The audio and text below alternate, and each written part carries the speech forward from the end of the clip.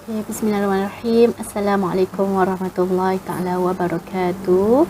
InsyaAllah hari ini Ustazah akan buat refleksi daripada video sebagai patriotisme yang kita dah lihat, dah tonton sama-sama pada minggu lepas.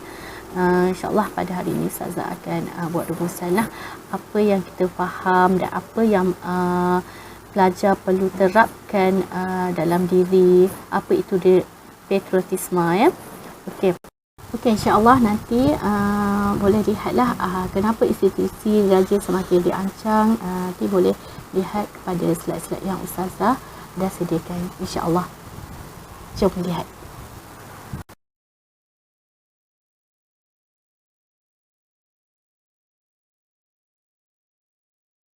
Okay, yang pertamanya, generasi sekarang kurang berminat atau ambil tahu tentang hal-hal berkenaan institusi diraja. Sebagai contoh, yang terdekat dengan kita, kerabat diraja Pahang. Apa peranan Tengku Mahkota, Tengku Muda, Pemangku Raja dan sebagainya. Kedua, golongan yang memandang kewujudan institusi diraja tidak memberi manfaat kepada mereka. Perkara ini terjadi apabila kita tidak faham apa itu fungsi sebenar institusi diraja itu sendiri. Yang mana institusi diraja ini akan menyemak dan menyeimbang sesuatu keputusan parlimen.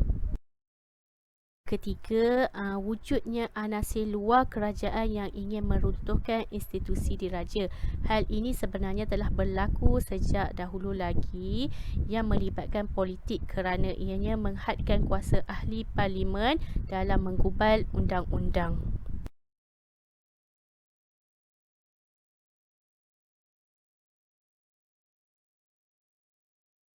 Apa generasi muda perlu ambil tahu dan ambil cakna? Yang pertama sekali, kepentingan yang di-Pertua Agong dalam pentadbiran kerajaan.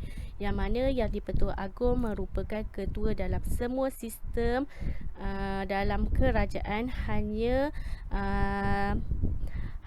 dapat dibuktikan semasa peristiwa peletakan jawatan Perdana Menteri kita yang ketujuh, iaitu Tun Mahathir pada Mac 2020. Yang keduanya, kuasa yang di-Pertua Agong dalam demokrasi berparlimen.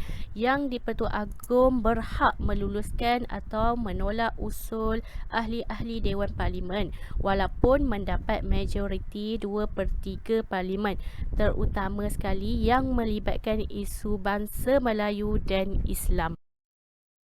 Okey, dan yang ketiga, apa yang bernaung dalam sistem raja berparlimen, iaitu pelajar kena mendalami dan memahami perkara 153 dalam Perlembagaan Malaysia. Dan yang keempat, perbezaan sistem diraja di Malaysia berbanding negara lain ialah salah satunya yang di-Pertua Agong menjadi ketua agama Islam dalam negara.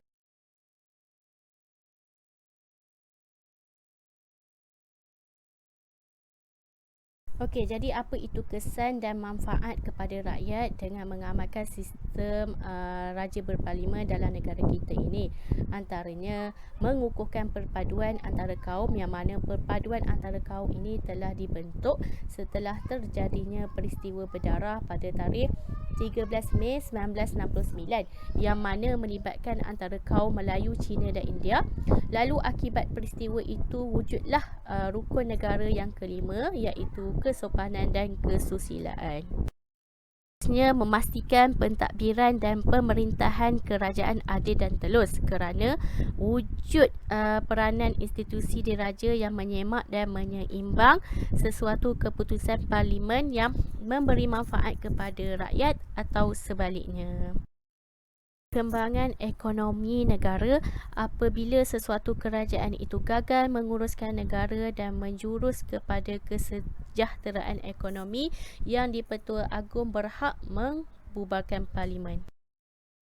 Tahankan hak keistimewaan Melayu dan Bumi Putra.